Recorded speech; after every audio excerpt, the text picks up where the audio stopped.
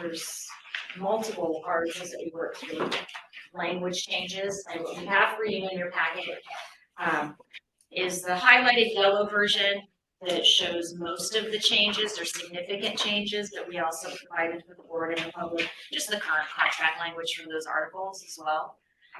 And then I think I'll turn this over to our team to just highlight some of the articles.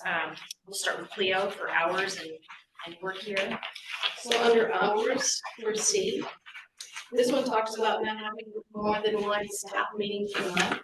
At this time, some of our administrators were having 2 staff meetings, mostly for training, for support. So this came out as far as making sure that meetings don't go beyond 60 minutes, and that we only have 1 staff meeting per month. That staff meeting can be used for whatever the admin chooses, including what we provide right now with training. If you turn the page, number 7. This one speaks to the fact that the last 2 weeks of school are very, very intense and busy. So this basically states that we will not have any required meetings, any required training the last 2 weeks of school.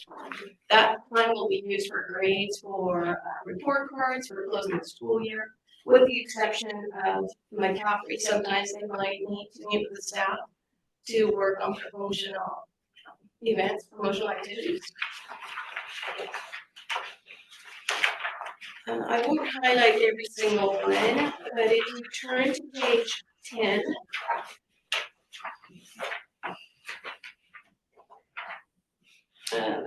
on number 2, this applies to the middle school right now, where we show that middle school, when teaming is in place, collaboration will be 30 minutes of team collaboration and 60 minutes for department collaboration.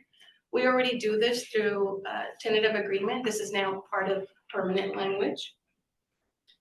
Something else that I want to highlight, on page 11, K2, the ratio for transitional kinder, 1 to 12, again, already in place, but now it becomes permanent language. If you go to page 13 under work here, know that all new teachers are required to attend a 2-day orientation. In the past, all teachers got paid 186 days contract, even though the new teachers worked 188 days. So this language now clarifies that for any new teacher that actually works 188, that they would get paid for those 2 additional days, which is what we should have in place. On Article 10 for the reassignments, the dates have changed. All of these events take place a little bit early. This allows the district more flexibility in hiring new teachers. In the past, we had to wait until certain dates came about for us to be able to interview and hire new teachers. With these new dates and new timelines, it allows us a chance to interview teachers early on and to really hire better fit teachers for whatever positions we have vacant. As you probably heard in the news, Elk Grove, I think, started interviewing last week. So again, this just provides us with greater flexibility on finding those key new teachers that we really need to fill our vacancies. This is also already in place through a tentative agreement. It now becomes permanent language. Transfer is the same thing. It's the dates that changed. Again, it allows the district, it allows the sites more flexibility in moving teachers around to meet the needs of the site, of the children, and based on enrollment. So it just speaks to moving the dates a little bit earlier so that, again, we know what the staffing needs are to be able to place the new teachers that we hopefully will hire at an earlier date. And I think that takes us to leaves. Okay. I'll highlight a few things in leaves. Leaves, almost the whole section is new. And so our leaves was very outdated, and almost all of this is law. So we had to get, our language had to meet the current law. We were already following a lot of this, especially when it comes to FMLA, child bonding leave, family care, medical leave, we were following it, but our language was not up to par for law, so we made a lot of changes there. Something that we changed on page 26, bereavement leave, we did agree, by law, we are required to give 5 days for bereavement, but only 3 of those days have to be leave with pay. We did agree to extend the 3 to 5, so there's 5 bereavement days that would be paid by the district. You would not have to use your own sick leave balance for that. And then we updated just the language on what equates a member or immediate member of the family now. That's updated by law. A lot of pregnancy disability leave, child bonding, reproductive loss leave, that is new, that came into effect January 1 of this year. So we've added that. You are entitled to some days off, your own sick leave, but some days off for that. There's unpaid child rearing leave, and there's instances where teachers can apply for, a leave and take it to the board if they would like to be home no longer with their babies or their children. Something that we changed, on page 32, we used to have personal necessity and personal business leave. I think this was both with our teachers and our HR department. It was very confusing on when to use personal business, when to use personal necessity. So we took out personal business, but we really left in the same amount of days. You can use 7 days for personal necessity, out of your 10 a year, 7 a year that you get. We just took out personal business. I think it will just clean up the system. There's health leave, association leave. I don't think we made many changes with that. That's related to how much leave time bargaining unit members or GFA members get to take leave. I don't think we had many changes for industrial accident leave. N is new, Family School Partnership Act. This has to do with taking time off to deal with your emergencies or when you have children in school. So you are able to take some time off for that. So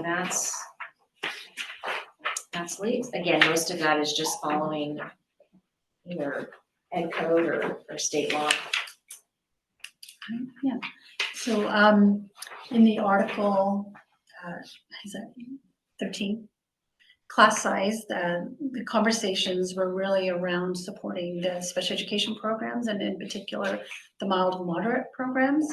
And so the changes to the language was to provide some clarity around what supports would be needed and put into contract. And so we identified the need for an itinerant behavior support, either through an RBT or behavior management technician that would be supporting the II program. And this program supports us social, emotional, behavioral needs students. And so this position would be there to support the school site, the classes on the campus that have these programs.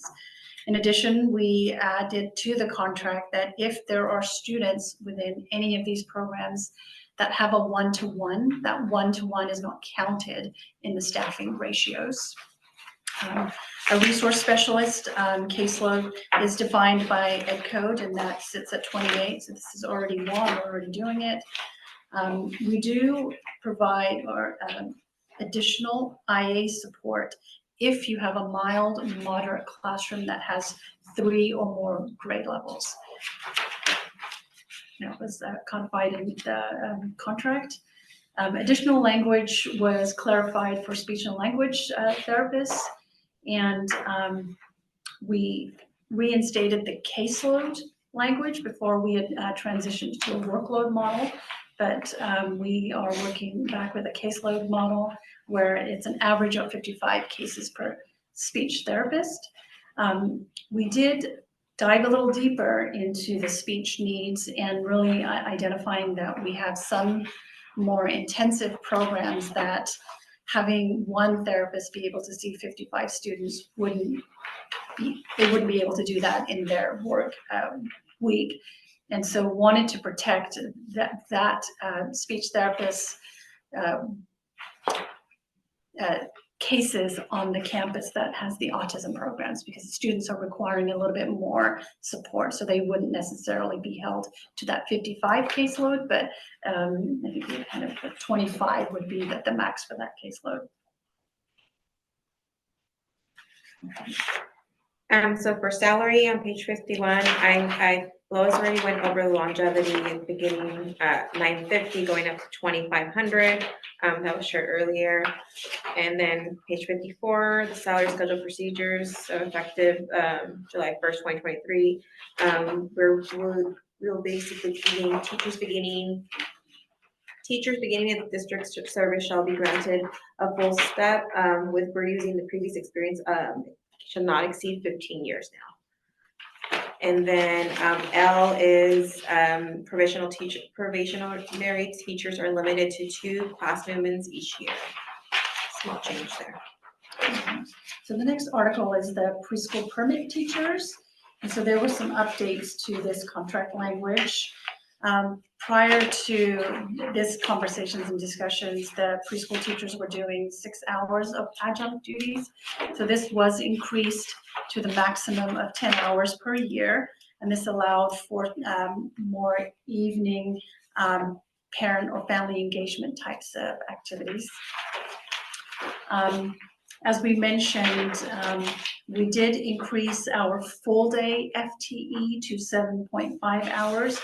And since we lengthened the FTE hours, it did impact our part-day teachers who were 75% and our 60% FTE positions as well. So that language has been clarified. So we, as you may know, we do have some teachers that work 75% of an FTE, so part-day teachers. So we had to identify what their contract time hours would look like. We did also look at state preschool. The California State Preschool Program does require a site director, and they have a site director permit. So we added language into this contract that clarifies what are the requirements for a site director position, and also what a site supervisor position would entail, and what their duties would entail as well. And then we end the bargaining language with the term. So this contract would be effective July 1, 2023 to June 30th, 2026. And with that, on B there, each year, either party can reopen salary and benefits and up to 2 additional articles each contract year. So until 2026, we should not have any articles coming to you. If each party reopens 2, the most we should have is 4, plus salary and benefits. So this was an opener year is what they call that, and that's why we had the opportunity to work on so many different articles. You know that's a lot, and then you just have some background information. You have the county's public disclosure, the blessing from the county that the district can afford this and move forward with this raise for certificated. We also have, this is also ratified by membership. It was voted, so it was approved. So now we're bringing it to the board and recommending approval for GFA compensation. Thank you. Any questions, comments? Thank you for a good bargaining session. Hopefully, and it sounds like everybody is happy with on both sides, so it's good to hear.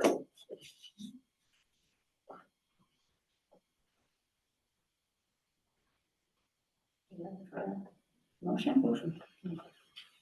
I'll make the motion to approve 232.465. Thank you, Wes. I'll second. Thank you, Catherine. Thank you. A motion from Wesley Cagle to approve item number 232465, seconded by Catherine Harper. Tracy Skinner. Aye. Casey Raboy. Aye. Annette Kunze. Aye. Thank you. The motion carries unanimously.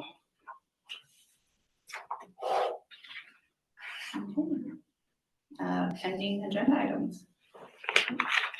I can say 3 and 4 will be, at our regular board meeting.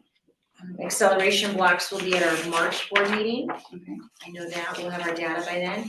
And then I need to follow up with our school resource officer and see what month would be best for him to come. Okay. Any other?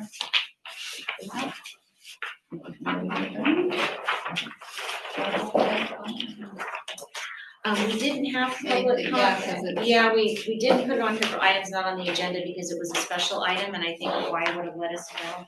It's a special board meeting. Yeah, so we don't, okay. But nothing for this agenda item though, okay. Then meeting is adjourned. Thank you.